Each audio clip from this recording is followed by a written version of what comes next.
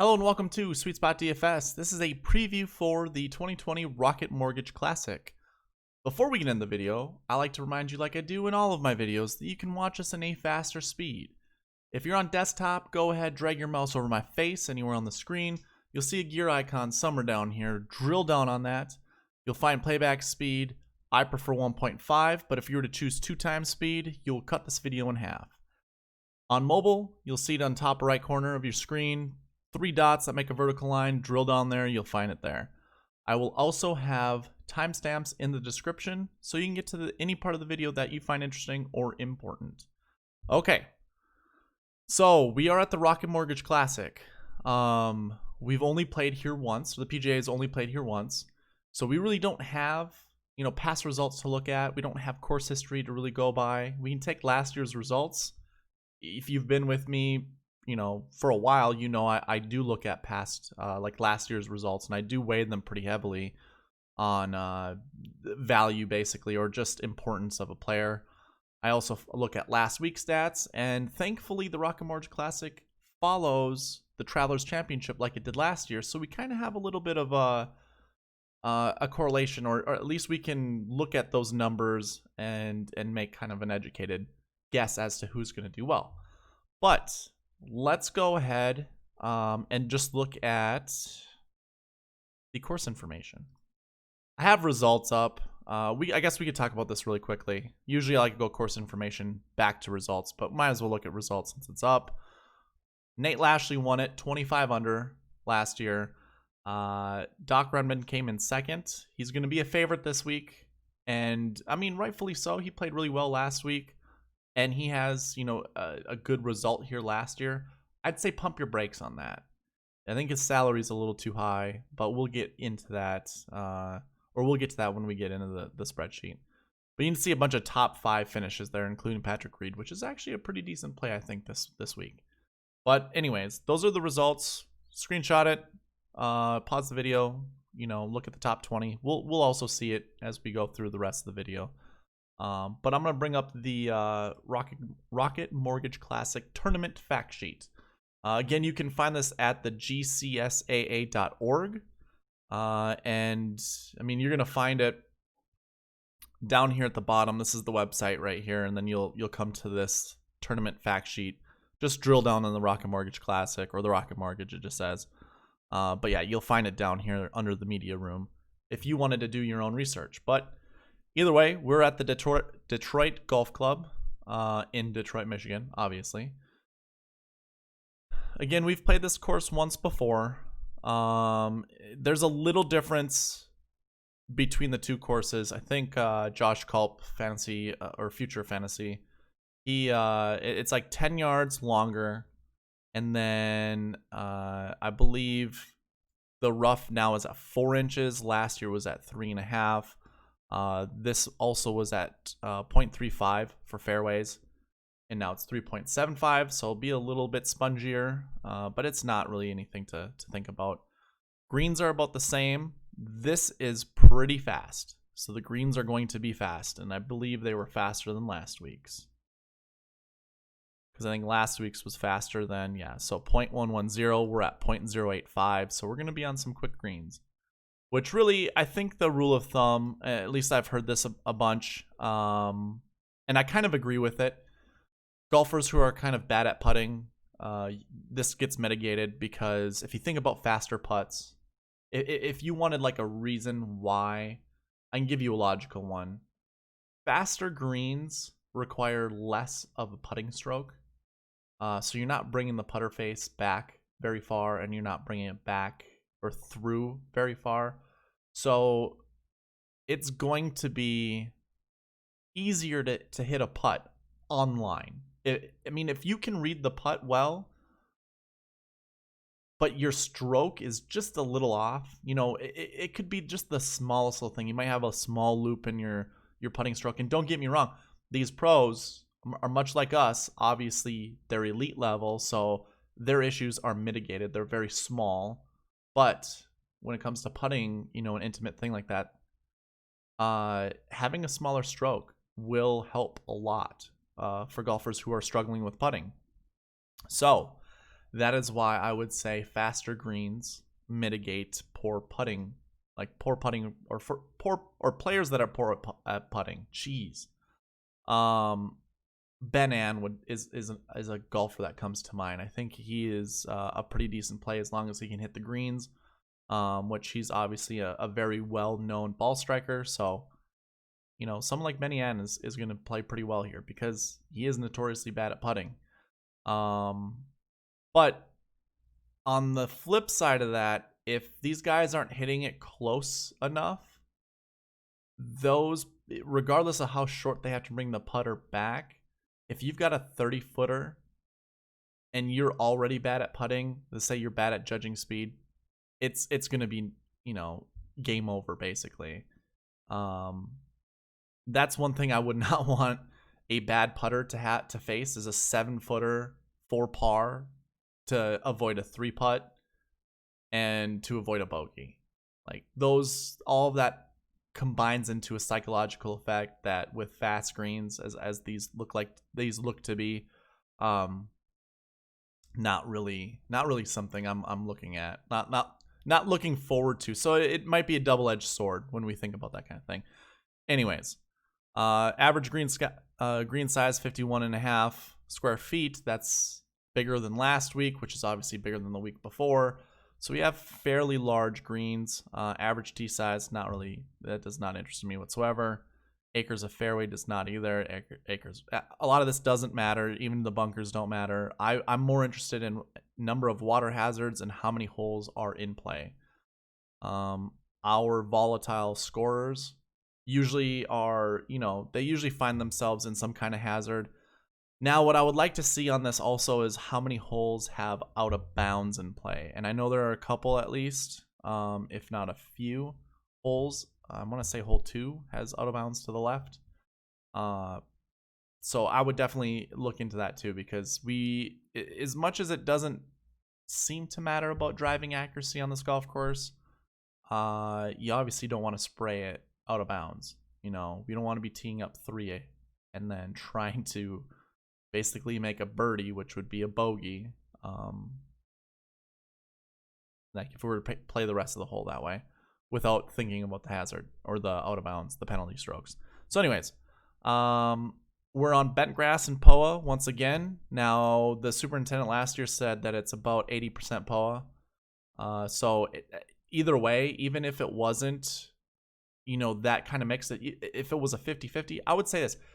If it was a 20% Poa, 80% bent, I would then lean towards bent, but I would still have Poa in the back of my mind, mainly because Poa, like I've said a million times before, it's an invasive grass.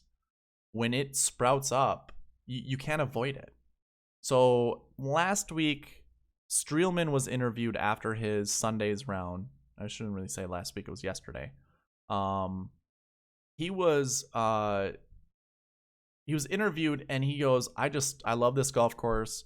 You know, these bent grass greens remind me of back home. And to me, I'm like, well, a player is calling them bent grass greens and they resemble something back home. I'm gonna take that into account. I'm gonna say more of the Travelers Championship are bent grass greens, and I will now use that looking at Travelers going forward. I just don't know when Poa is introduced to a golf course, it takes over. Like I said, it's an invasive grass, so I'd be interested. Like if I had an opportunity to talk to the superintendent at River Highlands, TPC River Highlands, I would like to know, you know, if he does keep the Poa in check, if it's just natural there or if it just invaded there from another golf course. I would like to know because that would make sense. The rough is a bluegrass mix. Now, bluegrass typically is just ryegrass. Ryegrass is not difficult to hit out of. So it's 4 inches long, so don't get me wrong. Like that's gonna be difficult in a way, but I'm not too concerned about it. It is kind of, I mean, a lot of people are going to be talking about hitting the fairways, needing to, but you know, if Bryson's bombing at 350 yards on a 430-yard hole, he's going to have 80 yards into the green. The 4 inches of rough isn't going to matter for him. I mean, it's going to matter for the shorter ball hitter, so that's something obviously we need to take into account when we're looking at golfers, but for the most part, I wouldn't worry about how thick the grass is. Half an inch does make a difference, but I think the golfers we would normally target, we're not going to have to worry about that. The last little piece of information I would say, the architect is Donald Ross. We've had a couple golf courses. I believe Sedgefield Country Club is one of them. I can't think of the other one off the top of my head, but if you wanted to look there and see the success, I wouldn't so much comp that course. I don't see, like, Pete Dye is a known architect. He does certain things to every one of his golf courses, from the greens all the way back to the tee box. It's a well-known thing, and I don't personally choose Pete Dye golfers based off of their experience on visual sight lines being tricky, except for when it's on the green. So to me, I mean, I've played a couple Pete Dye golf courses, and the greens are usually the hardest to read because there's just little subtleties, and it's true, he does try to play with your mind. So if you're reading a putt only from one side, which is typically what most people do, but if you're only reading it from one side, you're going to see in the background some kind of weird slope that he put in, and it's going to make you think it breaks one way when it actually, if you just look at the line and you just, go around in a circle, look at the slope, you're going to actually get a better idea of where it breaks. I don't think that same thing applies with Donald Ross golf courses, honestly. I think more or less Donald Ross would be more known for how he constructs golf courses. Well, obviously that's stupid, but more so a style. Tree-lined golf course, narrow, that kind of thing. That in itself, you don't need to look up. Honestly, you don't need to look up something like that. In my opinion, the only real architect that you should ever research or include in stats is Pete Dye. So that's my short little spiel with that. Just reading here a little bit. I don't see anything else that's interesting. So let's go ahead and bring back the spreadsheet. And typically what we would do is go through past results, course history. But if I go to the course history tab, it's just 1 year of course history. So your course history average equals last year's result. So that's going to be the quickest course history segment we've ever gone through. Actually, recent form isn't going to be that way. So if we go to the 2019 recent form, which is really our only, for this tournament, our only thing we can look at, you're going to see that good course history doesn't really matter. All the golfers here in the top 10, I would say Rory Sabatini, Brandt Snedeker, really the only golfers that had really good course history. I suppose we can go ahead and put a filter on this and look at our best recent form golfers. And I guess I'll eat my words a little bit, because 36.33 is good, don't get me wrong, but we really only had 3 golfers that had really good recent form. The rest of them were kind of, top 10s here and there. That's actually good recent form. Who am I kidding? We do see a few missed cuts, so it's, I'm not going to say any one way or the other. We want to be looking at recent form. So 36 was like, what is 36? I'm just going to, I suppose 39.75 is the 20th best recent form average heading into this course. And I, again, look at the last 7 weeks. That consists of my recent form. And so 39.75 would be the 20th best. And really we have 1, 2, 3, 4, 5, 6, 7 golfers that are better than that, with 4 of them being inside the top 5. I mean, obviously there's a bunch of people here tied at 5, but that still counts as the top 5. You get those placement points on DraftKings, which are important. But yeah. So I guess recent form is something we want to look at. I mean, it's just 1 year, but I think it's going to matter. And again, this follows the Travelers Championship. We see a bunch of missed cuts in there. Want to keep that in mind. That's probably going to be a decent indicator. So now we would go to actually past the 2019 DK result. Basically, what I like to do here, we can look at tee times, see if there was like any kind of tee time split that worked one way, like worked better than the other. Is it more beneficial to start on the front or the back? I mean, it almost looks like starting on the back is more beneficial. Starting time, it varied, so it wasn't like we need to stick to one or the other. We see just as many morning times as there are afternoon times. I also would look to see if anyone played with each other, like in the Thursday-Friday round, but I don't see anybody. I don't see anybody, so I'm not going to worry about it. Nate Lashley wasn't a Monday. He wasn't a Monday qualifier. He was an alternate, but MQ I just put as kind of like a placeholder. I am going to hide this information. Go ahead, pause the video, screenshot it. If you find this information valuable, go do so, or do as I say. Save it. So yeah, we'll pull up the recent form average, go through the Poa Splits, and then go through these stats over here. Can't believe I did not include. Okay, that's why we're missing Doc Redman. My bad, guys. I think he's the only one we were missing, but I just want to double check the tee times again, make sure I didn't miss anybody because I had that filtered. I did not, so I'm gonna go back and hide this information. I'm gonna scroll this over. I'll tell you what this column means once we get there, and we don't really have to worry about like the bucket scores whatsoever. Okay. We're first going to look at, we already looked at recent form. Not really going to look at last week, you know, the results for last week. You can see them right here. But we are going to talk about Poa. And what I like to do is look at the top 20 of each of these stats. So when I go down and I look this is your top 20 in Poa Splits. We find 3 golfers that found the top 5, 4 golfers that found the top 15. I do that also with the 2019 Poa Splits. You know, we have 1, 2 golfers that found the top 5. They're the same golfers we saw in the overall overall Poa.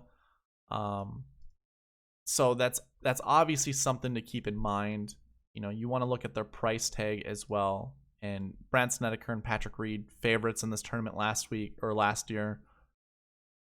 Obviously, the top Poa golfers, they finished pretty well. We do have 4 total golfers inside the top 20, so that's something to keep in mind, or that finished inside the top 20. But then I would go through all these swing stats and show you guys whether or not it made sense to think about or to worry about. Really interested why these aren't being sorted correctly. Weird. Okay, so tee to green. You know, we're looking at this. This is coming into tee to green. This comes from the PGA website, just as you would see it now. So it was leading up to this tournament. The top 20 tee to green of the top 20 tee to green, those are these golfers. We have 1, 2, 3, and 4. 4 golfers that made the top 5. We don't see Patrick Reed or Brandt Snedeker, who were in the top of the Poa departments, but we do have Joaquin Niemann and Rory Sabatini, who finished top 5, and they were in the top 20 for tee to green coming into this tournament. So we have 4 golfers, just so you keep that in mind. Hideki is going to show up a bunch of times coming up. Just so you guys can see off the tee, didn't really matter. You had 2 13th place finishes coming into this tournament that were in the top 20, but not too far behind were Joaquin Niemann and Rory Sabatini. So they were 21st and 22nd respectively. Should keep that in mind. You know, like now we have 4 golfers inside the top 15, just like we did with tee to green. So it is something to actually consider, think about, regardless of me doing this by the top 20. Top 20 approach, we had Hideki, Nate Lashley, Sepp Straka, Joaquin Niemann, and Cameron Tringali, who all finished inside the top 20, who were top 20 in approach leading into this tournament. Nate Lashley obviously won the tournament. So you can make a pretty good claim that approach matters. and I wouldn't have an issue. Again, you don't see Pat Reed on here. You don't see Brant Snedeker, who are your top guys in Poa.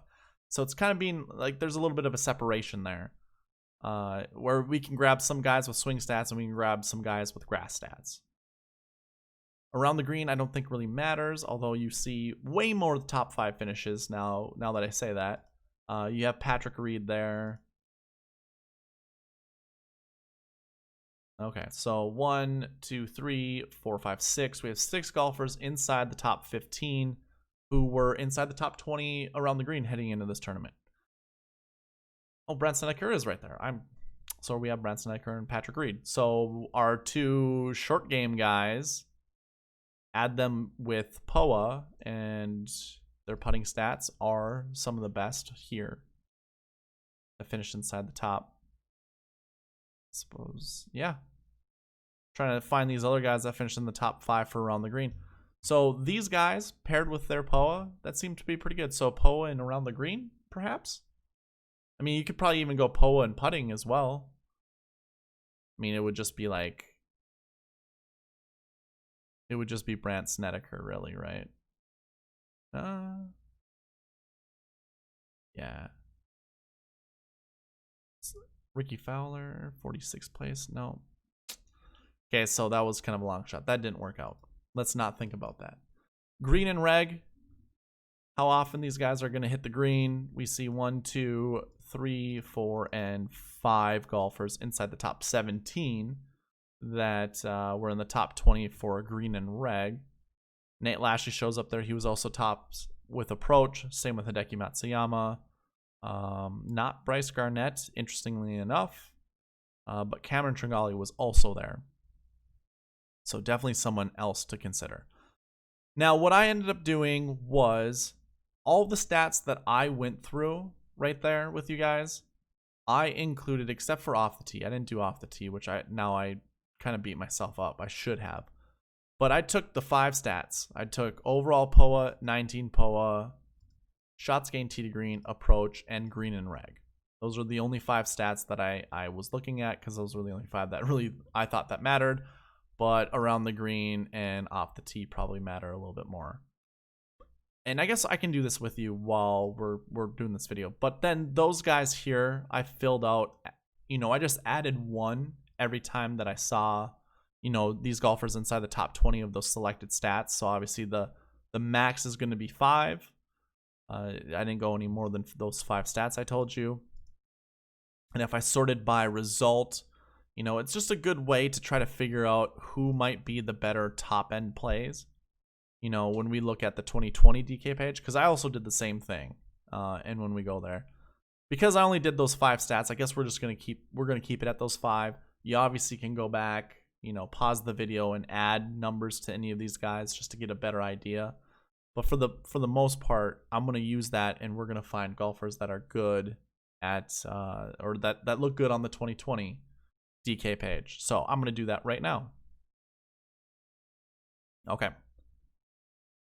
There are some missing pieces of information that are typically on these spreadsheets. So I don't have starting hole tee times or odds. I know I can find odds somewhere, but it really doesn't matter to me. I don't select golfers based off of odds. You can already see I made that column with the stats here, so you can kind of tell which golfers might be interesting, to play. But if I were to go through everything, I mean, we don't have to talk about course history, but we could look at recent form and find the top, guys here in recent form. And again, if we went back to 2019, looked at the top guys in recent form, you can see how many finished inside the top 20. I mean, we got seven guys that finished inside the top 20, and 1, 2, 3, 4 golfers that finished inside the top 5. So it would appear that recent form is going to matter. Now, when we look at the 2020 recent form, I have these. These are 4 weeks basically, because the WGC Mexico Championship as well as the Puerto Rico Open, they were played on the same week, so that's the same week, obviously. But yeah, all of those weeks right there, you can throw them out the window. Those happened about 4 months ago. We have these 3 weeks of tournaments, which is still pretty good. We can see a good recent form average bubbling up. bubbling up's not the right word, but select, you know, we can select up to 7 golfers if we just went by that recent form narrative. Which golfers are you on? Which ones do you like from here? Obviously it's going to be easy to go to golfers that are high priced. It's just going to be natural for you to kind of gravitate towards those golfers. But if you looked at the 2019 recent form, we have one $7,000 golfer. Everyone's around 9 and 10. I guess what I would say is keep that in mind, because if you want a good value, you know, Rory Sabatini's there once again. Sung Jae Im is up there. Same with Kevin Na. You know, these are actually more of value plays than, say, Bryson at 11.7 or even Tyrrell Hatton at 10.7. I would not shy away from pairing any of these golfers up together. I think it would be a good idea. And really, you know, do we have a 7K guy that we think is going to be interesting? I really don't. I'm trying to find golfers that have played here that I want to play. Maybe Peter Uline.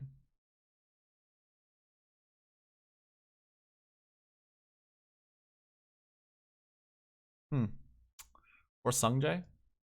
Maybe Sungjae is a good play. I'm not sure. You guys can figure that one out too. I'm not gonna really lean one way or the other. I think I'm gonna gravitate towards like Peter Uline at 7,000. For whatever reason, that just reminds me of Cameron Tringali last year. Not really, because Cameron Tringali was a Monday or missed cut on Saturday, so he didn't make the third cut. He MDF'd, made cut, did not finish. I think that's what that means. So yeah, I'm not positive. I mean, he was a last week bucket 6. Obviously that comes from the 75. I don't know if I'm gonna really worry about that. Could try to find someone like a Wes Roach. Anyways, never mind. That's going a little too far into it. We don't really have to talk about recent form, but as you can see, the top 20, I did put a little tick mark next to them. Let's go ahead and hide some of this information.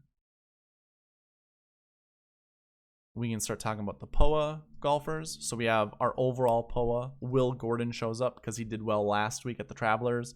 Again, that was probably more of a bent grass surface than a Poa surface, but either way, we're going to call it Poa.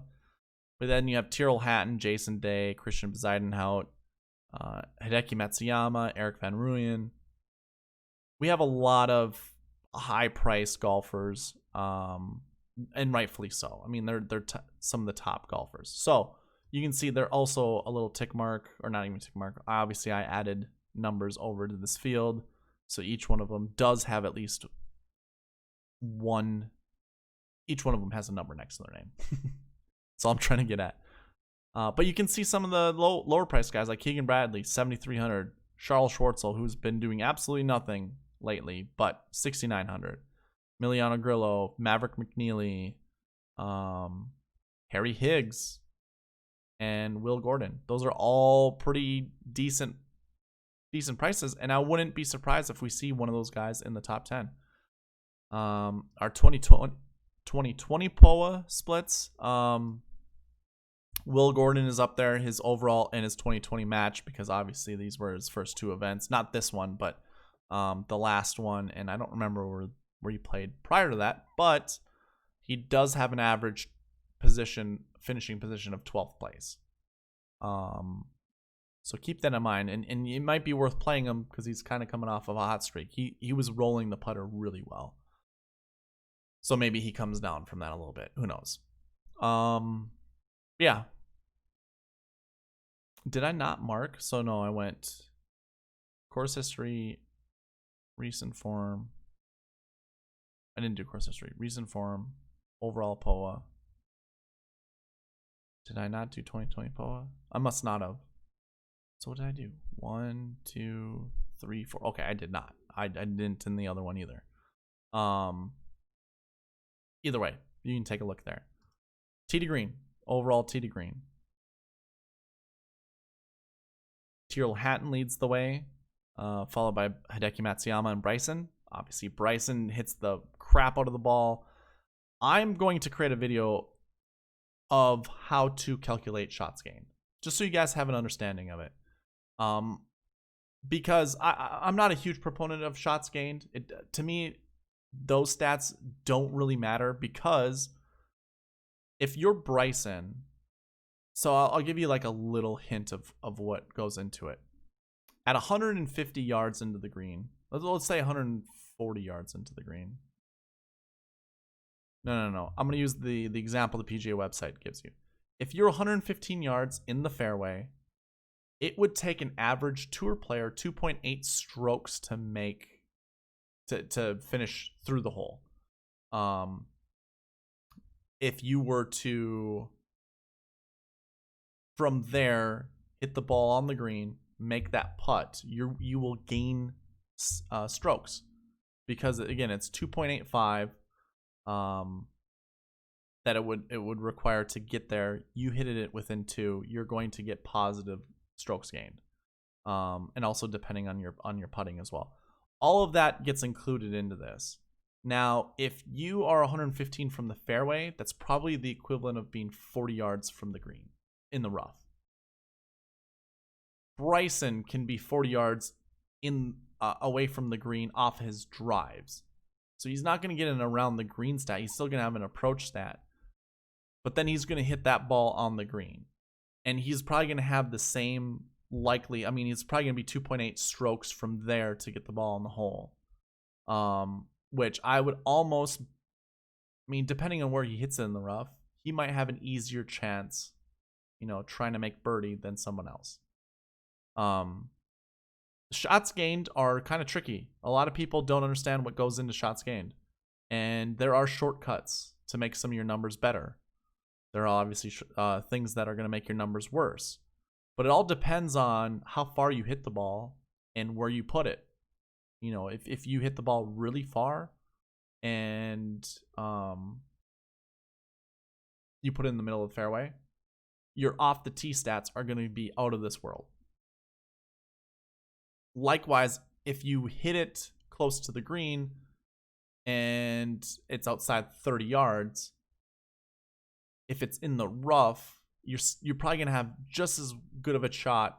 Your off the tee stats are still going to be good. So basically, it's a lot of, if you're not a distance player, you better be an accuracy player, and depending on where you hit the ball, if you can get up and in for birdie or better, your approach stats are going to be amazing. So I'm going to make a video. I'll go through it all. I don't think really shots gained stats matter all that much. I don't really see a huge correlation when it comes to victories. You can listen to a lot of the guys talk about them, about these shots gained stats. And there's models that are like, I predict this guy. It's not so much a prediction, although that's what they're trying to do. That's why you're watching them, is looking for a prediction. But no one is willing to say that word, because everyone knows that they're going to be wrong. But yeah, shots gained. We're going to see maybe 4 guys inside the top 20 for shots gained tee to green finish inside the top 20. I think I said that twice, but whatever. Does that qualify as tee to green being a stat you should look at? Maybe. How about off the tee? Same thing. It just, if you know what goes behind the stats, you know it's not that big of a deal. Shots gained total, I think minus shots gained off the tee would probably get you a really good indication of the golfers that aren't elite, which ones to go for. Because they're going to really falter in one stat or the other. But if they can get the ball up and in less times than the majority of golfers, even with a terrible stat, you're basically going to think like it's going to be a volatility thing. Like, if you're really terrible on approach, say you're like super negative on approach, like Martin Trainer is, you better hit the ball really far.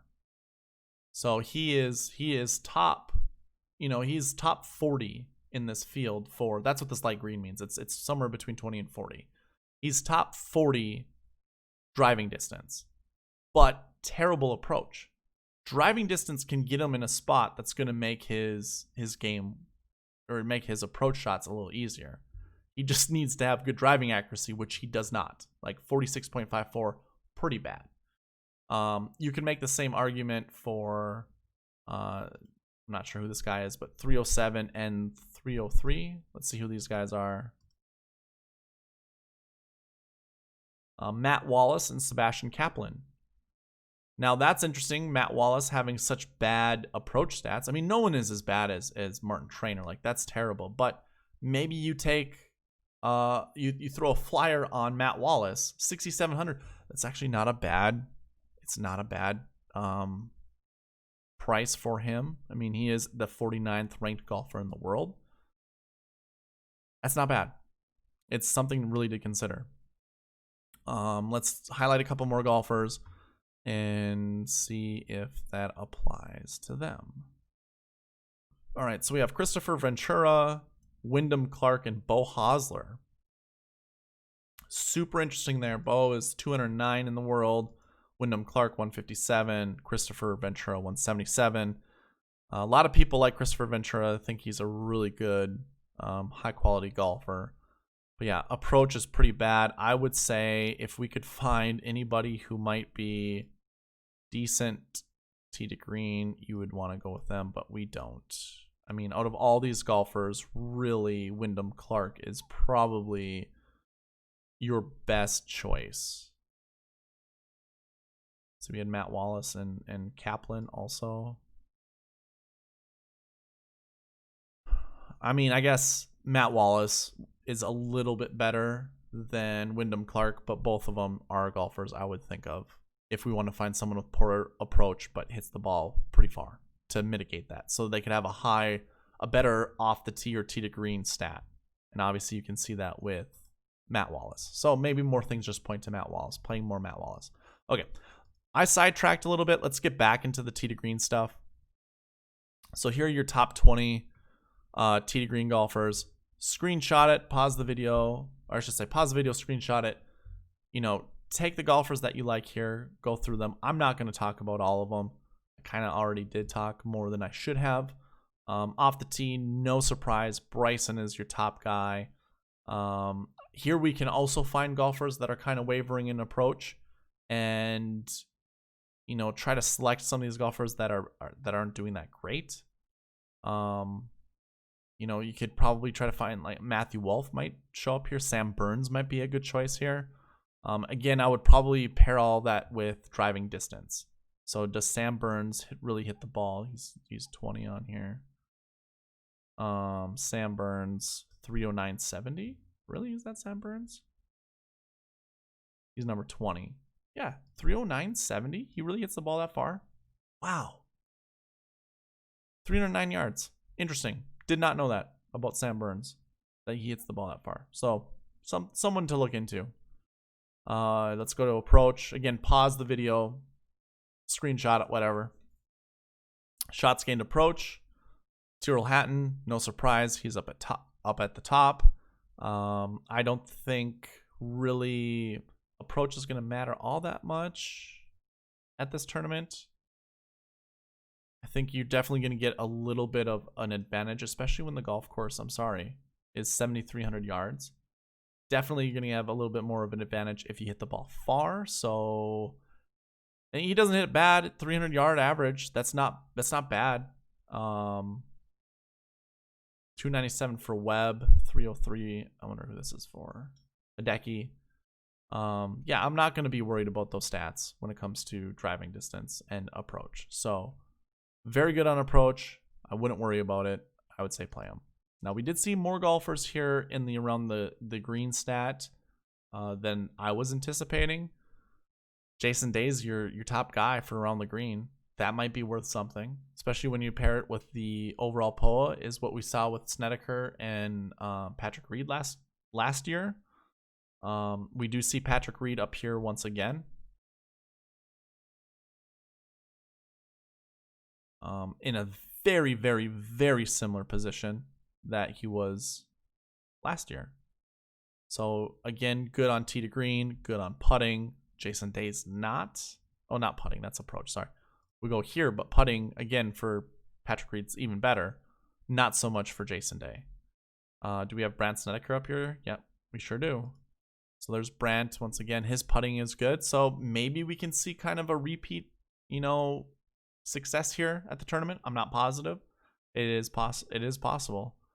I like seeing Tony Finau. I don't really like seeing his putting strokes being that bad, but I mean, he is just, those stats, tee to green, off the tee, approach, those are all really nice stats. And he also has really good Poa splits. He was actually one of the golfers I thought about putting on the thumbnail. Usually I put my favorite golfer for the week, which is Bryson this week, which is no surprise because a lot of other people are on him.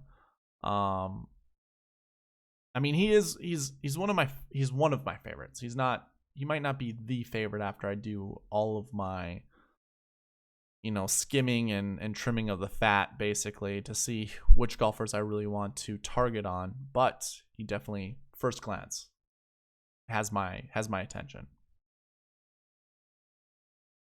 Yeah, I guess other things I would look at, I mean, Ricky Barnes, maybe, probably not. I don't really care for Ricky Barnes. Alex Noren kind of fits in this mold.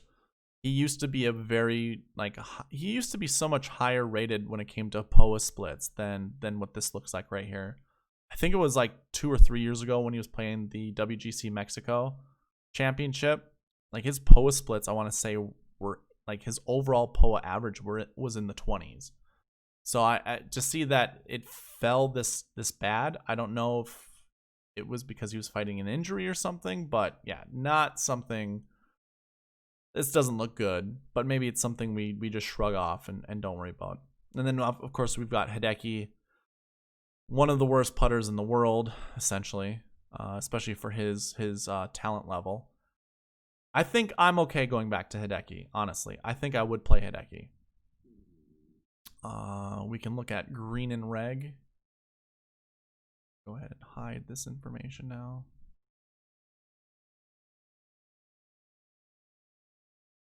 So this is the last one I'm going to look at. I'm not going to look at anything else. But green and regulation, our leader is Emiliano Grillo, followed by Aaron Wise and Bryson DeChambeau.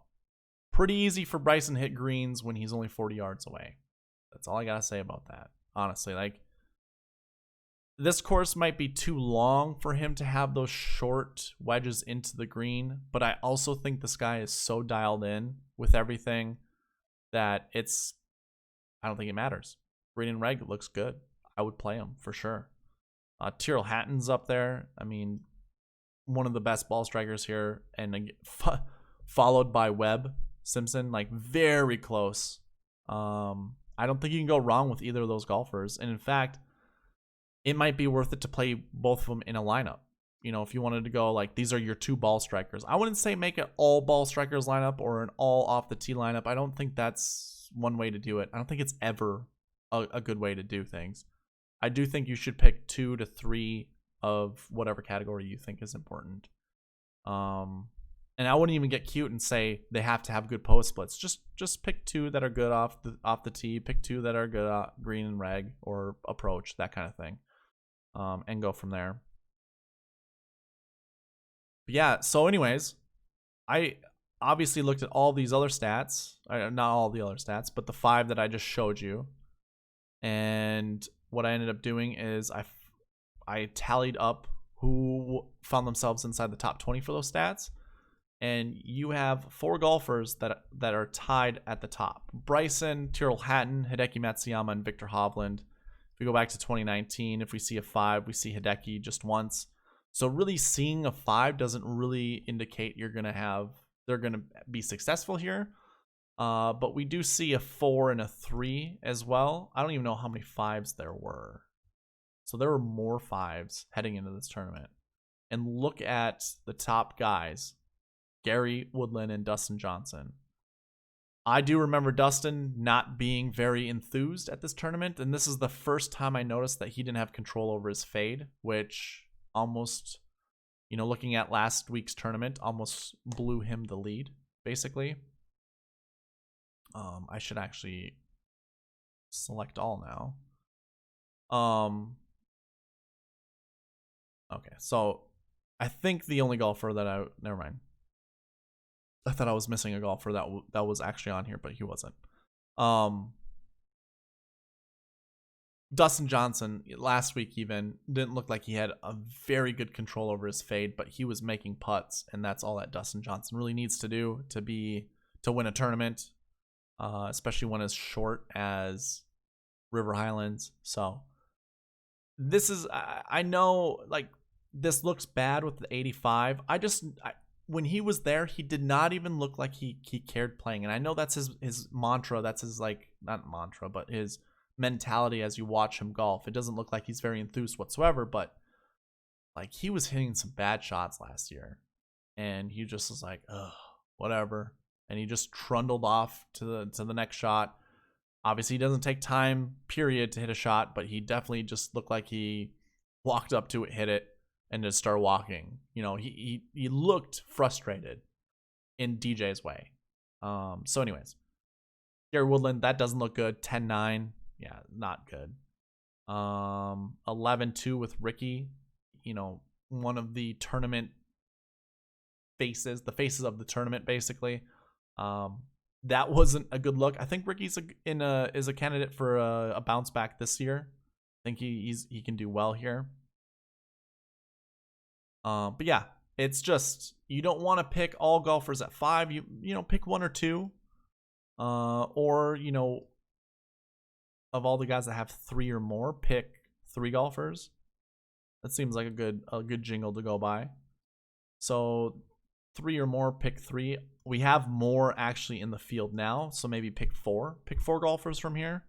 And 7,810.2. Can we find someone within those prices? Like, we have Kyle Stanley, Will Gordon as our 7K guys, even Chesson Hadley, Cameron Tringali shows up again like he did last year. So maybe those are our low tier guys right here. I'd even throw Emiliano Grillo in there. So out of these 5 golfers, pick 1. And then we can find someone under 9,000. So I mean, we got Doc Redman, Adam Hadwin. I might have to go to 93 just to spread it out. So I guess out of these 3 golfers, Sung Jae, sorry.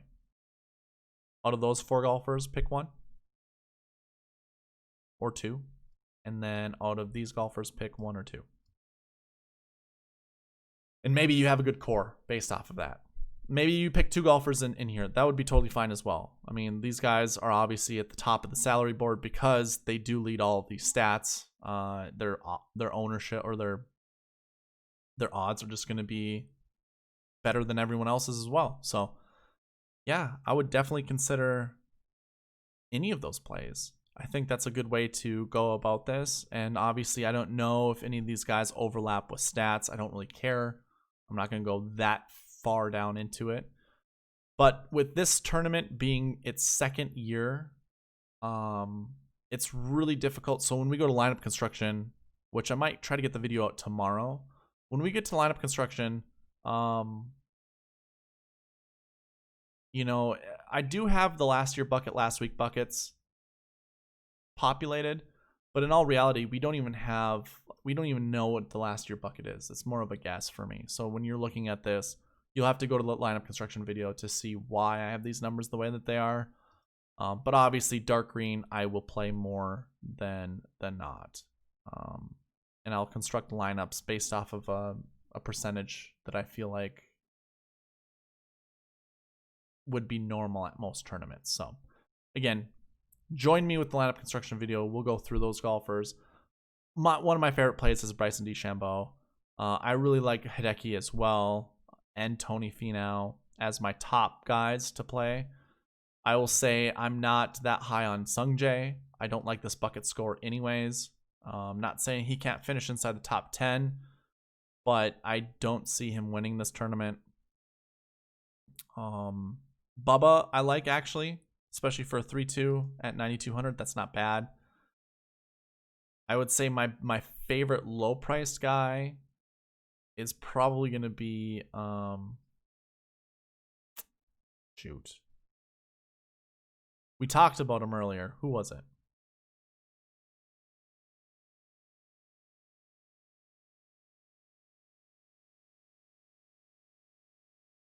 I think it was one of those power guys that weren't very good at approach. Peter Uline. I don't think that's what it was, but I do remember Peter Uline being one of those golfers that I wanted to target. So we'll see if that works out for me. It might not. That's fine. Totally fine. I'm not going to play a lot of them. I do like Maverick McNeely a lot as well. It's another golfer that I would consider playing. So yeah, that is basically the end of my preview. Hopefully you guys got some out of this that you can use for your lineups that will hopefully make you a lot of money. Appreciate you guys watching. Thank you once again. Leave a like, comment, all that good stuff, and I will see you at the lineup construction video. Okay, bye.